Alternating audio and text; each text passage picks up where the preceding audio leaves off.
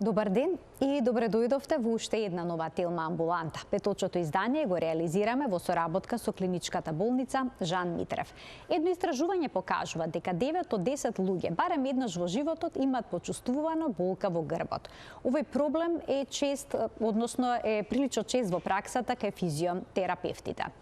Што тие треба да направат кога некој ќе се пожали на болка во грбот? Потребна ли е точна и прецизна диагноза за да се примени одредена терапија?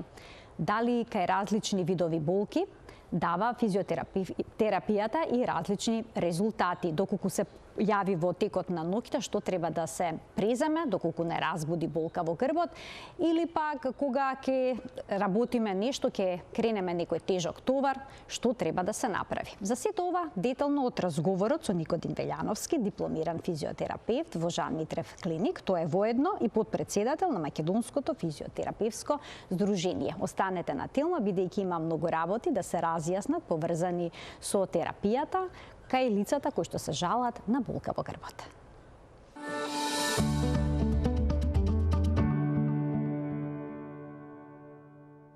Со Никодим Велјановски, специјалист физиотерапевт во Жан Митрев клиник, денес зборуваме за болката во грбот и физиотерапијата која што е неопходна кај одреден тип на болки во грбот. Значи, нека и сите, добар ден и добре ни дојде повторно во студиото на Телма. Благодарам за поканата и за повторната доверба. Имаме денеска на вистина една обширна тема, бидејќи болката во грбот е прилично честа појава.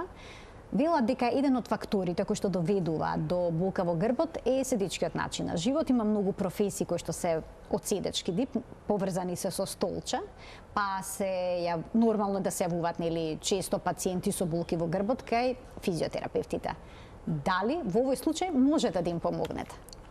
Така е, за жал, со оглед на тоа дека живееме во едно модерно време, и тоа не е од вчера до денес, туку веќе многу години назад, зависни од технологија, зависни од компјутери, работа на компјутери, па се до работни позиции кои што нели неопходно е да се биде пред компјутер, се повеќе страда арбетниот столб, односно мускулатурата, паравертебралната мускулатура, односно мускулатурата на грбот. Почнувајќи од децата уште од училиште, носењето на училишниот ранец, па се до тој момент на професионална определба, факт е дека болките се еден неизбежен момент во оваа ситуација. За жал не можеме да избегнеме од тоа, но пред се од нас зависи како ќе го превенираме за да не дојде до нагло влошување на таа состојба.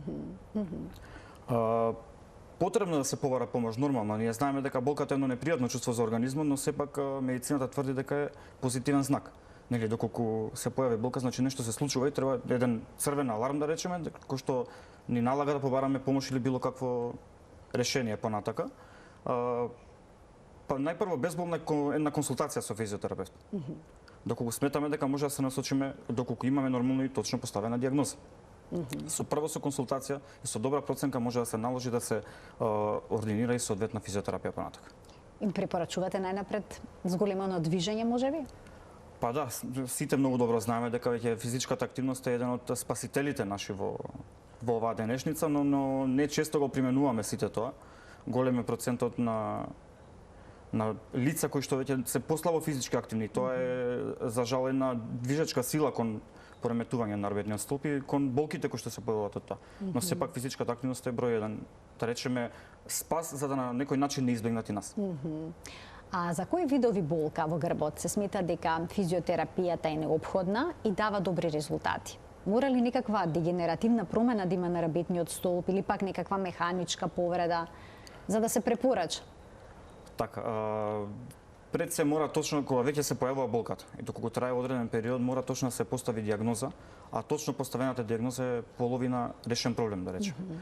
Не би можеле да знаеме точно за што станува збор натешно, но доколку станува збор за болки од мускулоскелетен систем, може да се пружи така наречена прва помош, односно ослободување од болката се до поставување на точна диагноза повторно, но не по ризик на здравјето на пациентот. Болките мора да се потврдат за точното потекло, дали станува збор, да речеме, за истегнување на мускул, траума директно на ткивото или пак за дегенеративни промени по арбетниот столб. Затоа што сепак и потеклото на болката која што ја дава е значено да се докаже, да се потврди. Значи, точна и прецизна диагноза треба да имаат сите оние кои што се јавуваат на физиотерапија за да побараат помош за болка во грбот. И сега обично за кои диагнози давате помош кога станува збор за некои дегенеративни нарушувања? Дали е то дискус херниеве, например? Што е најчесто? Спондилоза, ишијас? Така, за жал, дискус херниите, ишијасот или лумбоишијалгијата како состојба која што се појавува, болките во вратот, сите тие проблеми се поврзани од неправилна позиција на телото. Веќе кога се појавува таа состојба, зависно од кој дел од трбето, дали станува збор за цервикален или за, да речеме, лумбален дел, каде што лумбално се најчести, почести симптоми се појавуваат, веќе мора да се побара помош во тој дел. Некои имаат болки пред се жените поради остеопорозата, која што го зафаќа и ребетниот столб. Дали оние што страдат од ваков проблем би можеле да побараат помош од физиотерапевт или пак не? Па остеопорозата е малце пошироко поле, да речеме, како диагноза, како состојба, и веќе тука треба да се знаат повеќе фактори за самата состојба, од што дошло до тој момент, од што се појавила, која е потеклото, етиологијата на самото заболување. Затоа што кога веќе станува збор за предизвикано од малигни заболувања, тука физиотерапијата е целосно избегната. Значи, кај лицата со малигни заболувања не се применува и покрај силната болка што чувствуваат? Покрај болката само можеби да се олесни на некој начин, да се обезболи, но со тоа минимални благи третмани на пациентот. А оние што имале некакви инфекции на ребетниот столб, па мора, во секој случај мора да се работи предпазливо. Се третира мускулното ткиво, но со голема внимателност за да не се предизвикаат други пропратни проблеми. Кога е вистинското време за пациентот со болка во грбот да се јави на физиотерапевт? Дали тука важи правилото што порано, толку подобро, како и за сега медицината? Ако јас се прашам, доколку болката се појави денес, времето било вчера. За жално, никогаш не одиме навремено да побараме помош. Зошто? Сите знаеме да посегнеме по аналгетици, тоа е неизбежен момент, таков ни е начинот на живење денес, но доколку се побара навремено помош, можеби нема да се дозволи да тие симптоми кои што дале знак некаков дека нешто се случува да прогредираат во по-комплицирана состојба. Значи, повеќето си применуваат некоја самопомош, доаѓаат кај вас откако претпоставам исцрпиле многу. Па за жал да. Многу мерки што тие сметале дека треба да ги преземат, значи аналгетици, некои само иницијативно почнуваат да вежбаат, особено ако имаат болка во долниот дел на грбот, па прават некакви вежби кога има акутна болката. Можат ли да си наштетат на таков начин, ако се некоректно изведени? Така, се зависи од интензитетот на болката која што има пациентот. Во акутна фаза, особено кога станува збор за тие лумбални болки, дали веќе не знаеме зашто станува конкретно, дали е лумбаго или станува збор за дискус хернија, мора да се оди предпазливо и внимателно. Пред се препорачува не многу нагли активни движења во таа акутна фаза, но сепак треба да се побара помош. Затоа што не секогаш може да направиме добро на своја рака, само иницијативно. Значи не препорачувате нешто такво, да се применуваат некакви вежби кои што сме ги нашле на интернет за да си помогнеме, туку веднаш да се јавиме кај стручно лице, барем да ни дадат некакви насоки. Сега некои велат, кога имаат болка, ај, ако може да ме измасираш, тука ме боли, се ќе покажат на кое место и ние, нели, ќе измасираме некој од нашите блиски. Се препорачува ли таков начин? Може ли тоа да ја олесни болката во грбот? Се препорачува, да, ќе олесни во секој случај. Во полето на масажата има и само масажа, ние и сами знаеме кога не боли, дали да речеме нога, да посегнеме и да се измасираме на тој дел од екстремитетот и олеснува, тоа е точно, но сепак не е решение за проблемот. Ќе олесни, ќе се опуштат мускулните влакна, но нема да биде трајно решение. Како масажа, да речеме, можеби и мануелниот третман, односно третирањето на тие тригер точки кои што ги нарекуваме ние, е од големо значење да бидат спроведени од стручно лице. Тригер точки споменавте. Какви се тие тригер точки? Тука станува збор за во самата градба на мускулот, во структурата на мускулите, како што се мускулните влакна се обвиени со една обвивка така наречена фасција. Ги обвиткува на еден начин како лепак за да стојат припоени, односно во целина едни до други. Сега во случај кога имаме неправилни движења или недоволна активност, се случува на одредени места на тие мускулни влакна да се, како што ги нарекуваме ние, да се појават чворови, односно јазли. Тие се така наречени тригер точки кои што знаат да бидат доста цврсти, па да се може да се палпираат и под кожа директно, а и предизвикуваат болка. Се додека тие не се истретираат правилно, да речеме на некој начин не се разбијат, не би се решил проблемот кој што е во таа група на мускули, да речеме.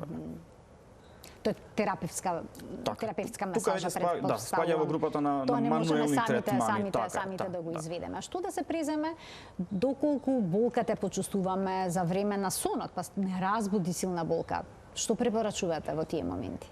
Се зависи за како вид на болка станува збор. Најчесто во текот на сон се појавуваат тие така наречени грчеви, односно спазми на мускулатурата од некое неправилно движење, затоа што додека спиеме мускулата е комплетно изрелаксирана и се случува тоа да се појави спазм. Нели грч, сите знаеме да се пожалиме од истото. Се препорачуваат најчесто суплементи во тие моменти некои што сепак без консултација на стручно лице не би ги земале, нели, но доколку се случи да се повтори таа состојба, сигурно ќе побараме решение за да би знаеле како да би изреагирале после тоа. Има едно убедување меѓу луѓето дека кога ќе почувствуваме болка во грбот, потребно е мирување. Вистина ли е или заблуда? Па, мирување. Потребно е да се има правилна постура пред се на телото, односно држењето на телото. Од тука потекнуваат најчесто сите проблеми. Факт е дека, како што споменавме, има луѓе кои што нивната професија е таква да мора да седат поголем дел од денот. Но правилното седење на одреден период во текот на денот, станување од позицијата во која што се седнати, ќе ги превенира и да се појават тие болки. Но во секој случај решението не е мирување. Трајно мирување, да речеме. Што може да се промени тука? Ако веќе имаме било каков проблем, сега ќе мируваме, но утре повторно ќе се појават симптомите. Така. Кога ќе дојде пациент кај вас за да побара помош и секако со себе носи нели документација за историјата на болеста со дијагноза, вие правите ли некаков дополнителен преглед? Еве, дали го анализират ова што ние го издвоивме, можеме тука да погледнеме еден телот кој што вели дека многу е важно држењето на пациентот, односно постурата што вие неколку пати ја споменавте, обемот на движењето, претпоставам на екстремитетите на колкот, ќе појасните вие, мускулна сила, напнатост на мускулите, мобилност на зглобовите. Значи како изгледа прегледот и дали опфаќа дел од овие работи што ние ги издвоивме? Така, значи тука веќе станува збор за соодветна физиотерапевтска проценка. Односно се прави проценка комплетно на пациентот, почнувајќи како што е веќе споменат тука држењето на телото на пациентот, односно самата постура. Факт е дека тоа може да процените многу? Па самите се поставуваме во некоја анталгична позиција кога имаме болка. Нели, ако боли, да речеме, вратен дел на рбетот, односно цервикалниот рбет, се штедиме, не можеме целновемно движење да го направиме вратот, главата е спуштена надоле, нели се позиционираме во таа позиција која што најмногу ни одговара за да избегнеме болката во моментот. Но не е решение, нели? Значи постурата е големо значење. Пред се да се изанализира како е поставеноста на телото, обемот на движење, односно мобилноста на зглобовите исто така доста значи како податок да се изанализира, затоа што со тоа веќе знаеме колку болката предизвикува ограничување во движењето. Како треба се ако болката во раката треба да се крене раката? Точно, значи се прават тестирања, да речеме ако се жали на пациентот на болка во рамо, има ограничување, можеби од оваа позиција до тука и повеќе од тоа не може да се подигне. И веќе тука се прави анализирање на мускулатурата за кој дел од грбот, вратот, дали за трапезиусите на рамениците, делтоидните мускули да се изанализира за да видиме од каде е ограничувањето што го предизвикало на зглобот, од каде потекнало ситуацијата. Така, значи потоа гледате мускулна маса, претпоставувам дали мускулната сила се тестира или со мануелни мускулни тестови со што се дава оценка од 0 до 5 со оглед на тоа колкава е јачината на мускулот при изведување на одредени движења и напнатоста на мускулите, најчесто мускулниот спазам е присутен секаде каде што постои болка кај пациентите. Нели се грчиме, се стегаме, односно напнато ни е телото поради самата болка која што не ограничува да функционираме нормално. Ке им дадеме можности на гледачите да се вклучат денеска во Телма амбуланта со нивни прашања. Никодин Велјановски, специјалист физиотерапевт во Жан Митрев клиника, гостин во студиото. Тој ќе даде појаснување на бројните ваши дилеми, а секако и нашите прашања кои што се предвидени за денешниот концепт. Па кои третмани се најдобри за болка во грбот и што е тоа што дава најдобар резултат? Знаеме дека физиотерапијата е многу широко поле, имаме на голема лепеза на избор на терапевтски методи, но сепак задолжително е да се направи соодветна проценка кој тип на терапија би се понудил за одредена состојба.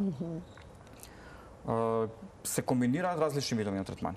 Започнувајќи од мануелни третмани, како што споменавме, кинезитераписки вежби, електротерапијата е неизбежен дел од физиотерапијата, па се до тие термопроцедури, односно парафинска терапија, дали со загревање на ткивото и слично. Ајде да почнеме редоследно ова сето што го кажавте, односно не баш редоследно, ќе почнеме со електротерапијата. Многу често оние кои што одат на физиотерапија ја добиваат токму оваа електротерапија, дали се применува кај хронична болка или пак кај акутна болка, што се постигнува со оваа терапија? Еве конкретно да земеме при болките на долен дел од трпетот, еве да речеме, или односно кога имаме акутна фаза на ишијалгија, односно болка која што се појава од корено на ишијадикузно нервот кој што е на лобалниот дел на нервот, веќе во акутната фаза мора да се оди предпазливо. Секоја фаза има ограничување во поглед на терапевските методи кои што може да се применат. Во акутна фаза применуваме се препорачува одредено мирување, но со благи движења во текот на денот. Тоа е едно мал дел само од кинезитерапевските вежби кои што пациентот смее да ги спроведува при одредена болка, но тука сме веќе ограничени.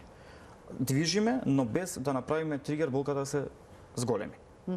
Од електротерапевските методи се користат најчесто електроаналгетски терапии, односно тука може да се вклучува веќе интерферентни струи, галвански струи, диадинамски струи и терапевски ултразвук.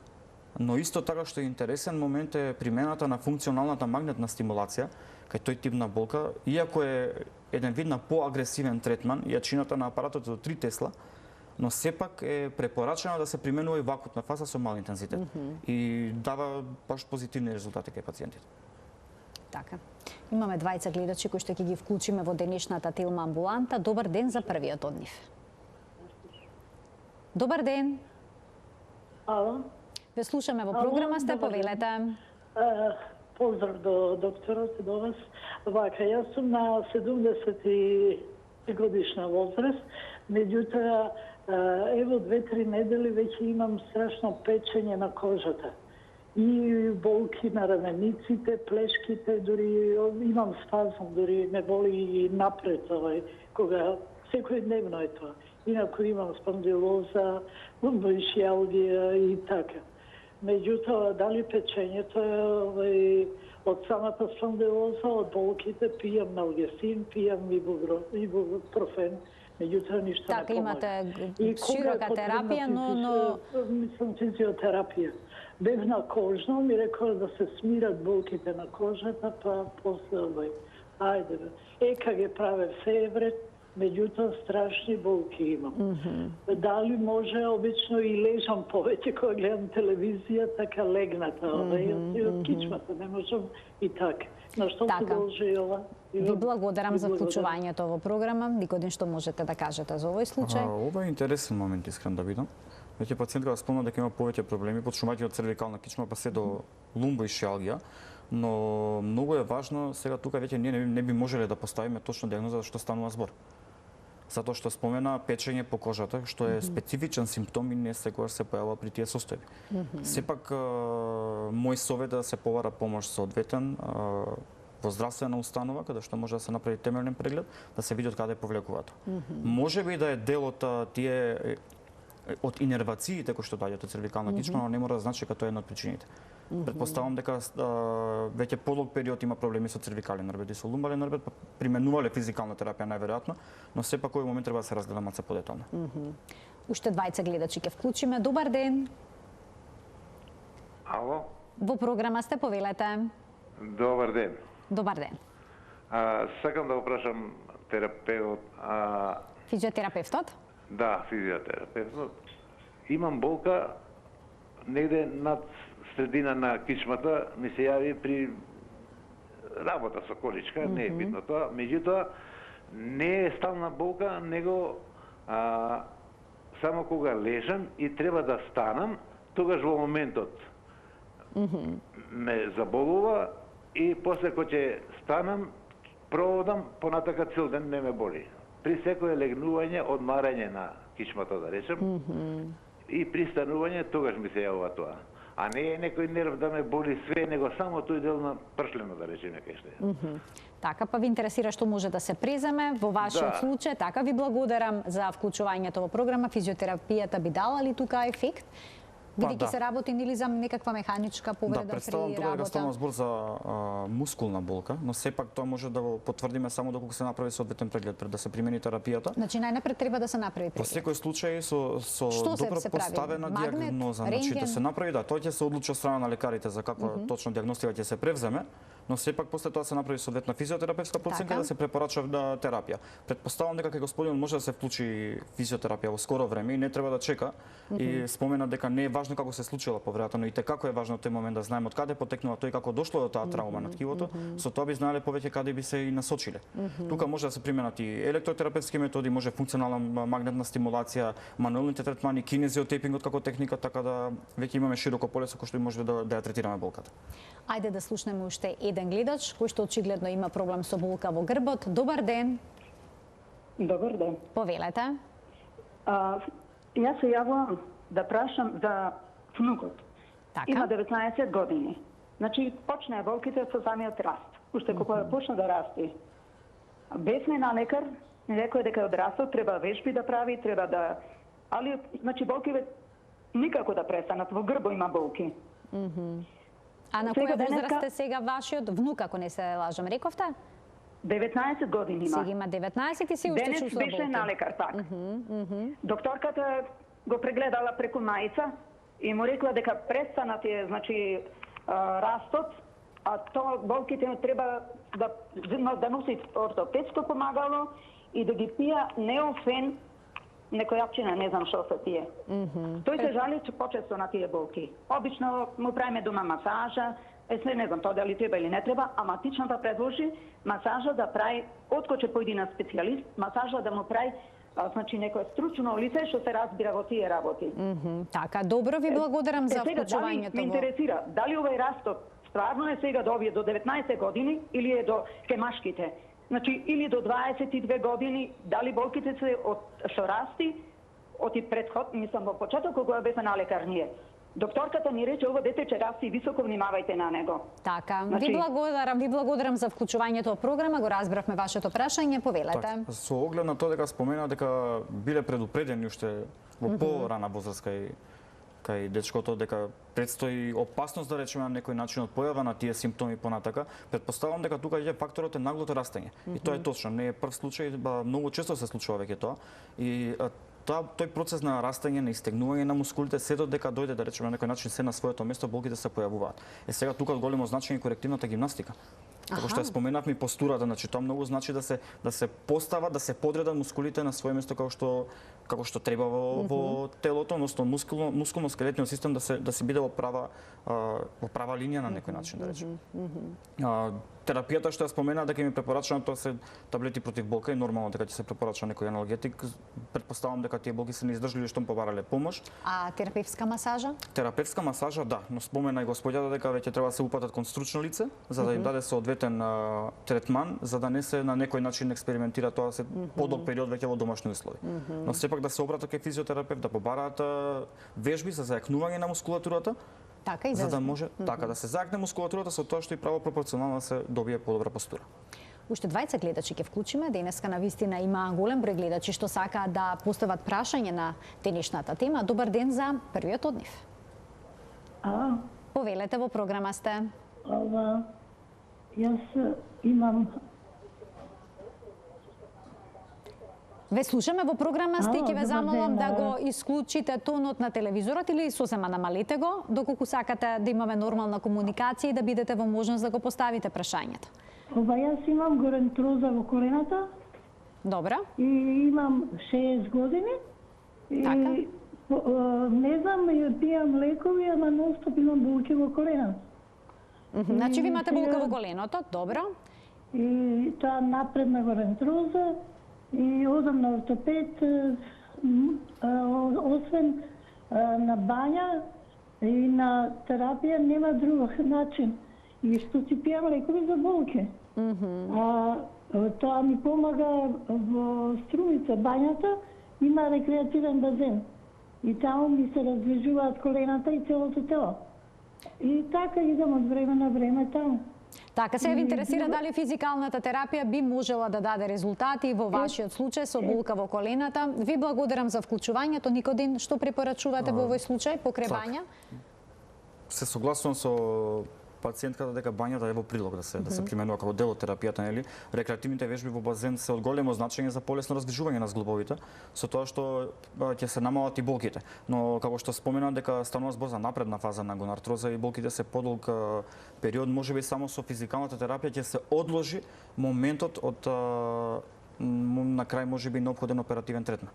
Знаеме дека во крајен случај веќе тука се прави замена на зглобот со Вештачки зглоб. Артопластика тотална, така да веќе тука тоа е и трајно решение, но се додека не се одлучи од страна на ортопедот, ортопедски хирург дека веќе имаме индикација за тоа, потребно да се применува физиотерапија, со што би се облажиле болките за да може само да функционираат по лесно секојдневно. Ајде да слушнеме и уште неколку прашања од гледачи, бидејќи неколку минат чекаат да се вклучат во денешната Телма амбуланта. Добар ден. Ве Повелете. молам. Поздрав до емисијата на Канал 5. На Телма телевизија. На Канал 5. На Телма телевизија. Прашањето, имам 68 години. Така. Диагнозата ми е М15, коксартроза на обата колка. Така. Јас ке ве замолам да го намалите тонот на телевизорот. Добро.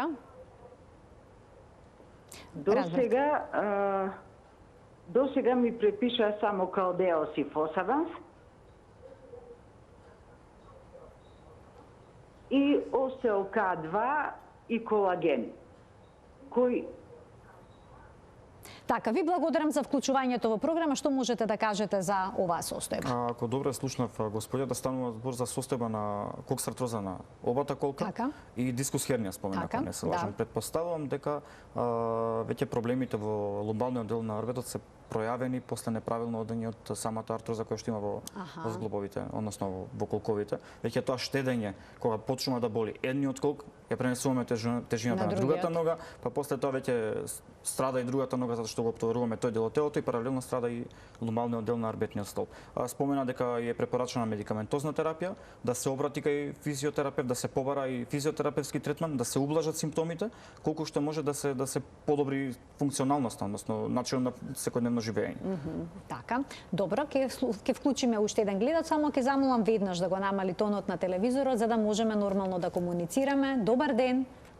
Добар ден. Повелете.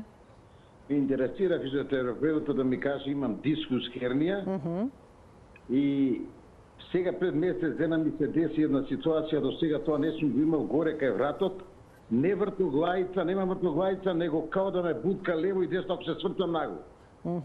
Дали е тоа дискус хернијата, дали некој нерв е патен? А на кој дел од арбетниот столб имате дискус хернија, знаете? Комплет целиот, све ми е лом, од давно време. Така, имате очигледно поголем проблем, но не знаете точно на кој пршлен ви е дискус хернијата? 6 години не сум идел на терапија и сега, мирно ми било све. И сега одеднаш тоа ми се дешава, идам на тие контроли сега на лекари, све, имам закажано и кај ортопед, таму да идам све.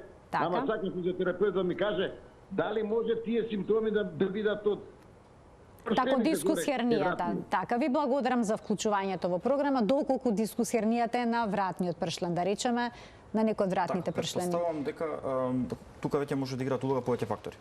Една од можните опции, односно еден од можните моменти е цервикалната спондилоза.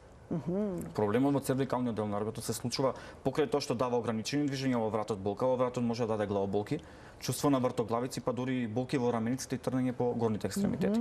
Но сепак мора да се направи соодветен преглед да се исклучат и другите фактори, да не може би станува збор за проблеми во кардиоваскуларниот систем. Така.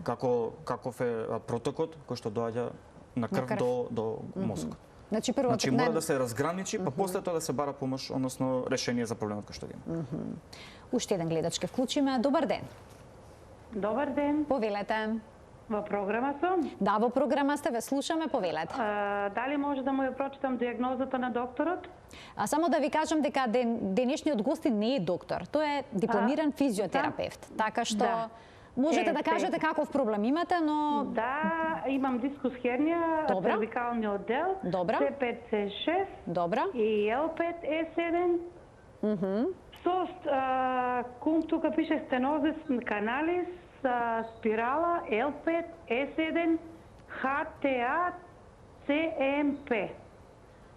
Сега, мене неврохирургот не ми препорачува физикална. Значи, јас кога го одам на физикална, сум по-лошо, него по-добро. Така.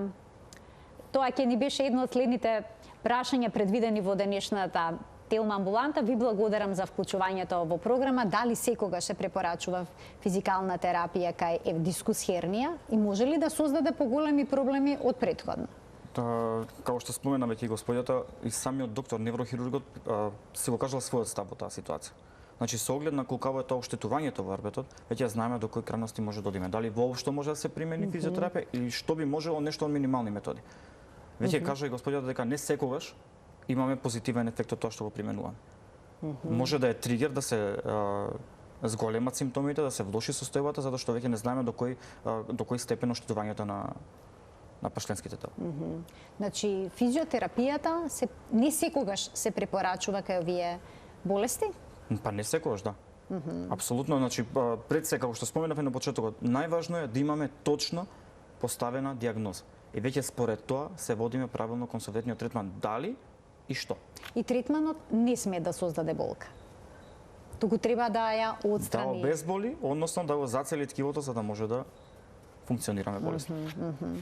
Кај кои болести всушност најдобри резултати се постигнуваат? Кај кои нарушувања? Каде имате сте забележале инстант резултат? Па, ако еве земеме во предвид еден комбиниран физиотерапевски третман, што значи за мене комбиниран физиотерапевски третман? Мануелна терапија, односно ослободување на тригер точки, кинезиотепинг, функционална магнетна стимулација, тие болки од цервикален арбет, кои што се кон, да речеме, рамен појас, кон горниот дел на вратот, односно ограничени движења во вратот, може да се видат резултати, видливи резултати, уште после првиот третман. Само нормално, нели? Соодветна проценка, соодветен план за терапија, па да се започне. А колку често со физиотерапијата ќе постигнате солидни, добри резултати, ќе се отстрани болката во грбот, но под незиното прекинување проблемите ќе се вратат? Па се случува и тоа, ама тука веќе мора да земе во предвид и одговорноста на пациентите. Затоа што нормално ако во една позиција во која што сме биле подолг период, не мора да значи дека тоа е ради професионално предрба. Може да станува збори за дома, седиме пред телевизор, во нека лоша позиција и тоа секој ден во истата позиција сме, бараме решение, се добиваат резултати со физиотерапија, се ослободуваат болките, се опушта мускулатурата после 10 дена, да речеме, во ред и продолжи со истото, нормално дека со тек на време Значи симптомите само дисциплината тука е во секој многу случај. важна за да се постигнат резултати, само Во дисциплината секој на пациентот исто така е клучен фактор. Имаме повторно гледачи кои што ќе се вклучат во денешната емисија. Веднаш ќе ги замолам да го намалат тонот на телевизорот. Добар ден за првиот од нив. Добар ден. Добар ден. Ве слушаме во програма, сте повелете. Сакам да поставам едно прашање. Дали физиотерапијата може да помогне кај карповиот тунел? Кај што се извинувам? Карпал тунел. Добро, гостинот го разбра прашањето. Ви благодарам за вклучувањето во програма, повелете. Така, карпал тунел, односно симптоми кои што се јавуваат поради проблеми во тој дел на шаката, односно рачен зглоб, каде што проаѓа нервус медијанус. Сега тука веќе зависи до кој степен имаме проблем. Најчесто да се препорачува физиотерапија, дава резултати, но сепак во крајни случаи се бара решение за хируршки, односно оперативен третман. Но навремено поставена дијагноза, навремено започнана терапија може да вложи со позитивни резултати. Да вклучим уште еден гледач. Добар ден. Добар ден. Повелете. Ќе ве молам едно прашање. Имам Секако. многу поодамна имам вратна кичма на вратот ушинано прикочење. Имам фатен нерв, имам го снимам на вратот, фатен нерв. Па толку проблеми не ми правеше порано, а сега малце да се скренем на една страна или на друга, штрекнем и не може да мрдам вратот. Дали ќе може да ми помогне? Така, дали физиотерапијата би била решение за вашиот проблем? Благодарам за вклучувањето во програма, повелете. Така, верувам дека може да се најде решение за овој проблем. Господјата слободно може да ни сконтактира, да не најде, ние се наоѓаме во клиничката болница Жан Митрев, да се направи соодветна проценка и со комбинирани физиотерапевтски третмани да се реши проблем. Можеби нема да имаме трајно решение, но да се ослободи од симптомите кои што се појавиле веќе после одреден период, за да подолго време може да функционира лесно и без болки. Претпоставам дека тука треба да се направи мануелен третман, да се ослободи мускулатурата во тој дел, тракција на цервикалниот хрбет, па дури вклучување на електротерапија како дел од третманите за обезболување. Значи има решение и за оваа сложена ситуација. Што им препорачувате на лицата кои што работат малку потешка физичка работа, ете криваат секојдневно товар, но и на оние што имаат седечки стил на живот? Треба ли да спортуваат? Дали секој спорт е добар за грбот, за хрбетот или не? Па апсолутно. Значи физичката активност е број 1 во поглед на превенција од тие симптоми кои што се јавуваат со проблеми во грбот. Физичката работа е еден од главните причинители, да речем, за проблеми, особено за лумбалниот дел на хрбетот. Каде што се појавуваат таму болки, лумбаго, лумбоишијалги, па се до дискусиерни. Сега тука многу е важно и колку е јака мускулатурата, но грбната мускулатура, стомачната, па и во стомачната секако, нели, за да може да се направи точно на горниот дел од телото, за да може, па не само на горниот дел од телото, тука и за долните екстремитети, за да имаме една стабилност. Нели, столбот кога е имаме добро цврст, држање на телото, целата така може да носи многу поголем товар. Но начинот на подигање на товар. Што значи начинот на подигање на товар? Правилното дигање, не да биде, па најчесто во голем процент сите правиме иста грешка. Се спуштаме, најтешкото нешто што директно се наведнуваме само крема, автоматски. Многу често на едната страна поголем товар, на другата па вака искривано. Или пак со двете раце кога се крева поголем товар, страда лумбалниот дел на хрбетот многу. И тогаш се случуваат тие проблеми. Како да го подигнеме товарот? Што е правилно? Значи препорачливо има едно движење, се спушта со целото тело како во, да речеме, во клекната позиција. Да чучнеме? Да, и се крева товарот и се подига и со нозете и со рацете. Значи ние не го креваме само на раце товарот, туку и паралелно со самото подигање на нозе и распределуваме тежината. И автоматски го штитиме тој лумбален дел на хрбетот. За да не направиме проблем. Но не мора да значи, доколку има предиспозиции да се случи, да е слаба мускулатура. Имало веќе проблем во интервертебралниот дискус, имало случаи каде што пациенти и од самото кивање да кивнат и да направат дискус хернија. Така. Имам уште еден гледач, ќе му дадеме предност. Добар ден. Добар ден. Повелете. Поздрав до гостинот и до вас.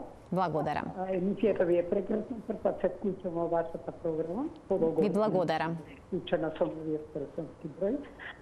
Сакам да прашам, се работи за следно пациента, значи повозрастна, има проблем со печкање од кожата кај колената, над внатрешноста на кожата над колената. И тоа е едниот актуелен проблем, и другиот се работи за кичмениот стол, значи болки, јаки болки, што ја тера кога е во мирување, ја осеќа таа болка. Значи, кога лези, проблем има. И, ама искам и не сум сигурна баш дали е така, може би отасно. Дали така? Така, значи, што треба да направи, често тие болки, постојано, да не кажам постојано, континуирано. Што треба да направи во овој случај, ако може да ми каже фармацевтот? Дали сте направиле некое снимање? Имате ли некаква диагноза? Да, имаше снимање со магнетна резонанса од порано, меѓутоа, уште како додека била млада особата, во породилниот термин временски, имала некој изфрлање на крвни капилари, испукување, не знам таму како се случило тоа, и од тогаш тие болки се појавиха. Добро, ви благодарам за вклучувањето во програма. Врз основа на овие податоци би можеле нешто да дадете како насока? Господјата спомна за два случаи, ако разбрав убаво. Така, значи за различни пациенти станува збор тука. Не разбрав сосем, ако на линија... Така рече две особи, да, две особи, така, да. Значи првото прашање беше околу чувството на печење на кожата над во пределот на носот над колената. Тука веќе може да станува збор и за проблем во лумбалниот дел на хрбетот. Тие симптоми кои што пројавуваат и болка надоле, значи предизвикани од, да речеме, дискус хернија или пак болката на ишијалгијата, може да предизвика чувство на трнење и печење по екстремитетите. Значи тоа може неопходно е да се направи прво соодветна диагностика. Спомена дека имале некој магнетно снимање од поодамна, но сепак Препорачувам да се повтори, за да се види, да се направи точна дијагноза, да се види од каде потекнува таа болка. А за вториот случај споменав дека има болки по реброто, не разбрав за кој дел од ребетниот столб станува збор.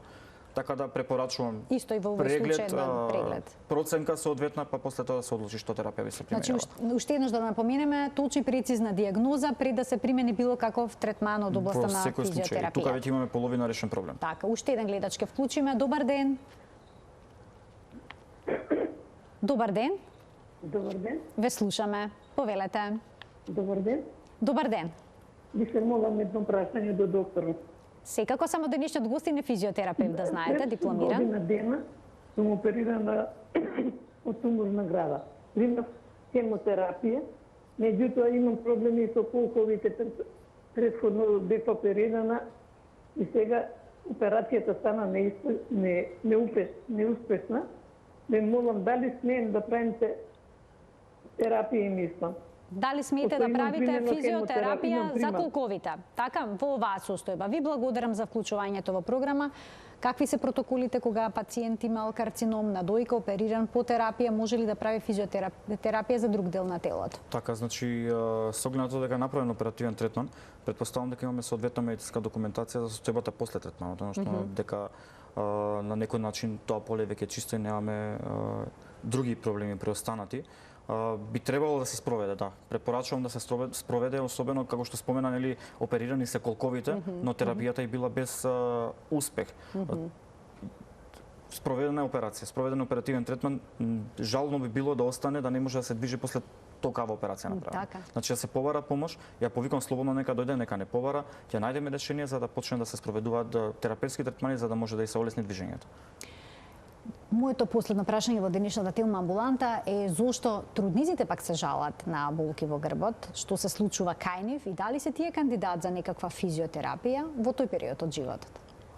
Така. Што се случува? Знаеме што се случува, расте плод, се зголемува тежината на телото. И кај лицата кои што не се бремени, зголемената телесна тежина предизвикува болки и симптоми, а не пак кај нив каде што имаме голема разлика во тежината. Самото растење на плодот, односно зголемување на абдоменот, растегнување на абдоминалната мускулатура веќе предизвикува да се појават и болки во ломбалниот дел, нели? Се влече товарот кон напред, да речеме на некој начин и веќе предизвикува симптоми.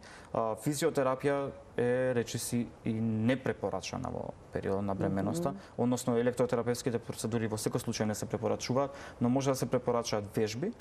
Има посебен програм на вежби за трудници кој што се за олеснување на болките во грбот. Исто така топло би препорачал да се примени кинезиотейпинг, каде што е безбедна метода и не би направила никакви контраиндикации во таа состојба.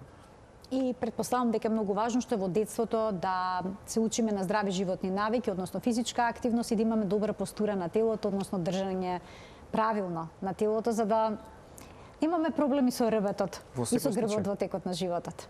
Ви благодарам многу за гостувањето. Благодарам на поканата. Почитувани Никодин Велјановски, дипломиран физиотерапевт во Жан Митрев клиник, беше денешниот гостин во студиото на Телма. Ви благодарам за вниманието со кое што не следевте. Имете пријатен ден.